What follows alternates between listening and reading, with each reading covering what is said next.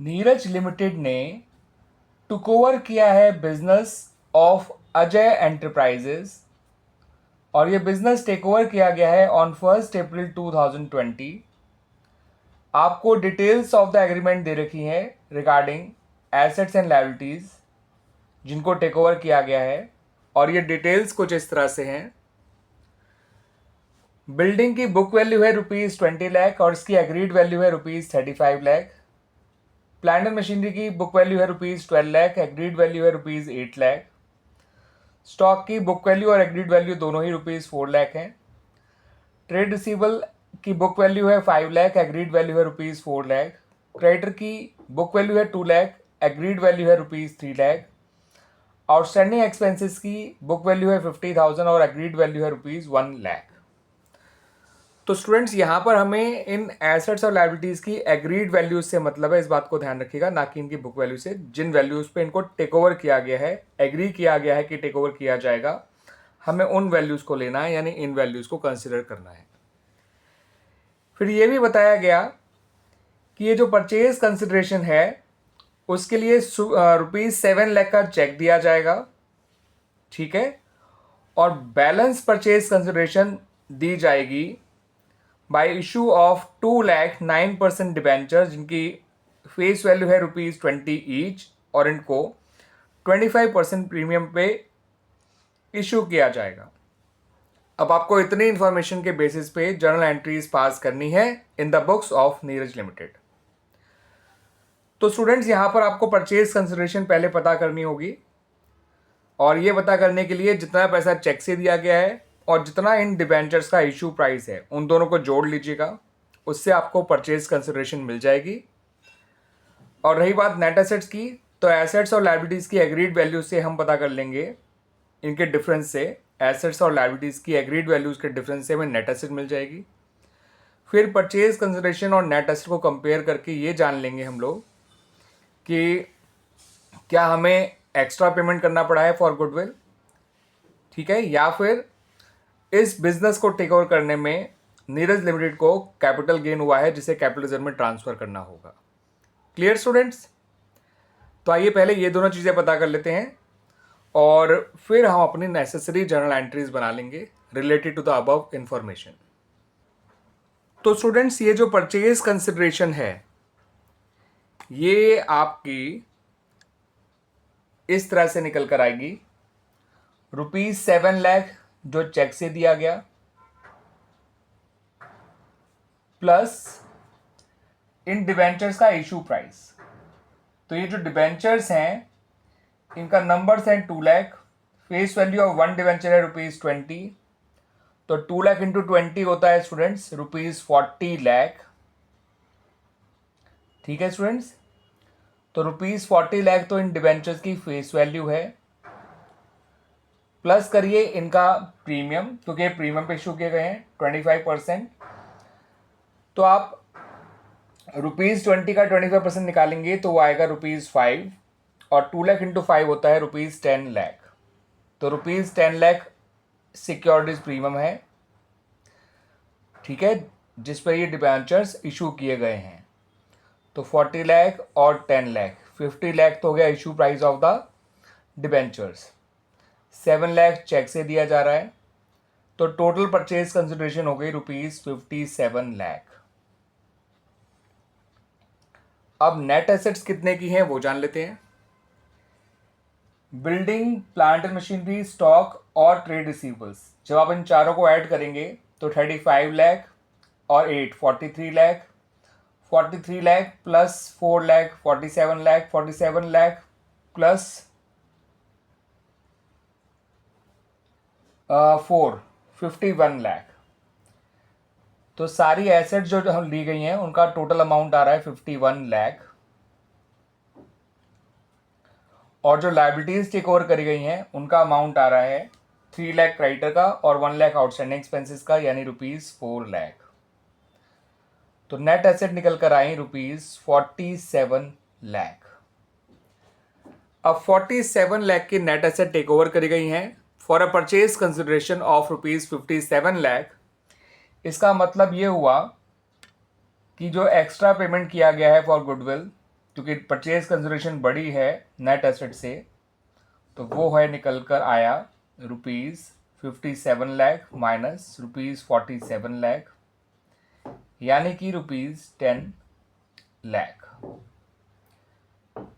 Clear students? तो हमने पता कर लिया कि कितना पैसा एक्स्ट्रा पे किया गया है फॉर गुडविल। ठीक है स्टूडेंट्स, अब जो ये हमने एंट्री बनाई है इसमें सारी एसेट्स डेबिट करी हैं और लायबिलिटीज क्रेडिट करी हैं। अजय एंटरप्राइजेस को भी हमने क्रेडिट किया है। एक अकाउंट और डेबिट करना पड़ेगा हमें यहाँ पर, जो कि होगा गुडविल अकाउंट। ठीक है स्टूडेंट्स, ये एक तरह से बैलेंसिंग फिगर का काम करेगा इस एंट्री के अंदर, क्योंकि बाकी सारे अमाउंट्स तो हमें गिवन है, ये हमें ढूंढना पड़ा है। ठीक है, आप गुडविल में लिखिए ₹10 लाख, बिल्डिंग में लिखिए ₹35 लाख, प्लांट एंड मशीनरी में लिखिए ₹8 लाख, स्टॉक में लिखिए ₹4 लाख, ट्रेड रिसीवेबल में भी लिखिए ₹4 लाख, क्रेडिटर्स में लिखिए ₹3 लाख, आउटस्टैंडिंग एक्सपेंसेस में लिखिए ₹1 लाख, और अजय एंटरप्राइजेज में लिखिए ₹57 लाख, जो परचेज कंसिडरेशन हमारी निकल कर आई थी।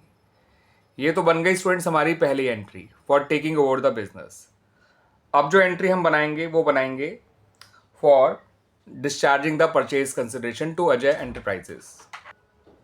तो स्टूडेंट्स, परचेज कंसिडरेशन डिस्चार्ज करने की एंट्री बनाई जाएगी अजय एंटरप्राइजेस डेबिट, जिसमें आएगा ₹57 लाख। ठीक है, टू बैंक अकाउंट जिसमें आएगा ₹7 लाख, जितना पेमेंट चेक से किया गया था। टू डिबेंचर्स अकाउंट यहां पर आएगा ₹40 लाख, 2 लाख इंटू 20। ठीक है स्टूडेंट्स, और सिक्योरिटीज प्रीमियम में आएगा ₹10 लाख। तो इस तरह से हमारी एंट्रीज बनाई जाएंगी in this particular question. Clear हो गया स्टूडेंट्स ये सॉल्यूशन आपको? अब अगले क्वेश्चन को देखिए स्टूडेंट्स। ये क्वेश्चन कुछ इस तरह से है, ग्रोन लिमिटेड, मैं फिलहाल इसको जी लिमिटेड लिख रहा हूं, इसने इशू किए हैं 500 10% डिबेंचर्स, जिनकी फेस वैल्यू है ₹1000। इनको फुली पेड अप मान के रीइशू किया गया है, इशू किया गया है, और ये डिबेंचर्स इशू किए गए हैं प्रमोटर्स को for their services to incorporate the business, या to incorporate the business of the company, या ये कह लीजिए टू इनकॉर्पोरेट द कंपनी। उसके अलावा इसने 110% डिबेंचर्स और इशू किए हैं, जिनकी फेस वैल्यू ₹1000 है। ये डिबेंचर्स इशू किए गए हैं फुली पेड मान के ही रीइशू करे गए हैं, फुली पेड अप। इस बार ये जो 100 डिबेंचर इशू किए गए हैं ये अंडर राइटर्स को किए गए हैं फॉर देयर कमीशन। आपको इनसे रिलेटेड जर्नल एंट्रीज पास करनी है in the books of the company. तो स्टूडेंट्स, जो डिबेंचर्स प्रमोटर्स को इशू किए गए हैं वो उनकी सर्विसेज के लिए किए गए हैं टू इनकॉर्पोरेट द कंपनी। तो आप इनकॉर्पोरेशन एक्सपेंसेस को पहले रिकॉर्ड करिए और फिर उन डिबेंचर्स को हम जो है इशू करेंगे प्रमोटर्स को। तो इनकॉर्पोरेशन एक्सपेंसेस को रिकॉर्ड करने के लिए आप एंट्री बनाएंगे इनकॉर्पोरेशन एक्सपेंसेस, या फिर इनकी जगह प्रीलिमिनरी एक्सपेंसेस भी रिकॉर्ड कर सकते हैं। ठीक है, बट मैं फिलहाल इनकॉर्पोरेशन एक्सपेंसेस अकाउंट डेबिट कर रहा हूं टू प्रमोटर्स अकाउंट। ठीक है स्टूडेंट्स, अभी इसका अमाउंट नहीं भरते हैं, अगली एंट्री बनाते हैं डिवेंचर्स इशू करने की टू द प्रमोटर्स।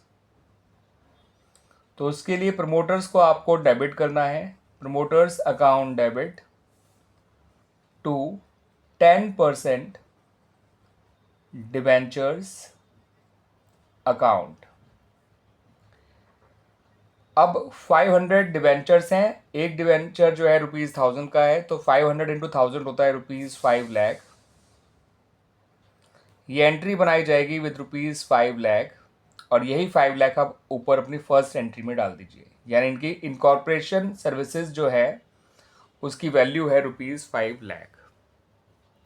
ठीक है स्टूडेंट्स, आइए अब वो एंट्रीज बनाते हैं जो रिलेटेड है टू अंडरराइटिंग कमीशन। ठीक है स्टूडेंट्स, तो स्टूडेंट जब अंडरराइटर से उनकी सर्विसेज ली जाएगी तो उसको हम बोलेंगे अंडरराइटिंग कमीशन। तो लिखेंगे अंडरराइटिंग कमीशन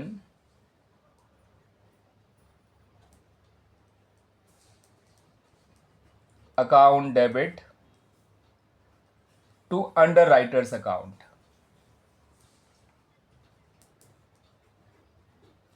और जो दूसरी एंट्री बनाई जाएगी वो होगी, उनको डिबेंचर इशू करने की जो एंट्री है वो underwriters account debit to 10%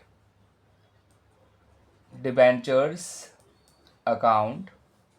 100 debenture इनको इशू किया गया है, एक डिबेंचर का इशू प्राइस 1000 है, तो ये अमाउंट आ जाएगा 1 लाख।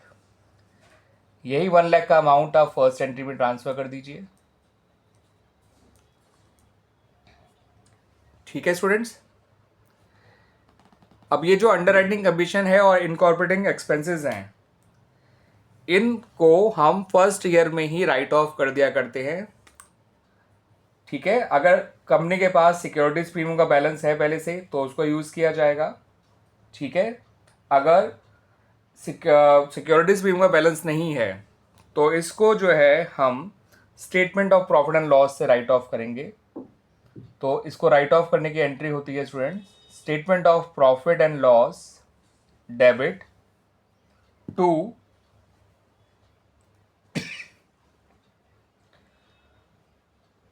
Incorporation expenses account.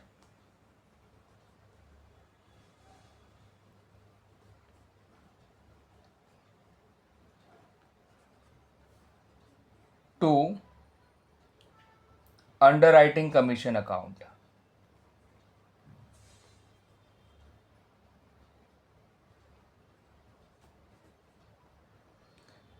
यहां लिखिए 5 लाख, यहां लिखिए 1 लाख, और यहां लिखिए 6 लाख। ये फर्स्ट ईयर के एंड में ये एंट्रीज पास की जाएंगी, ये वाली एंट्री। ठीक है स्टूडेंट्स,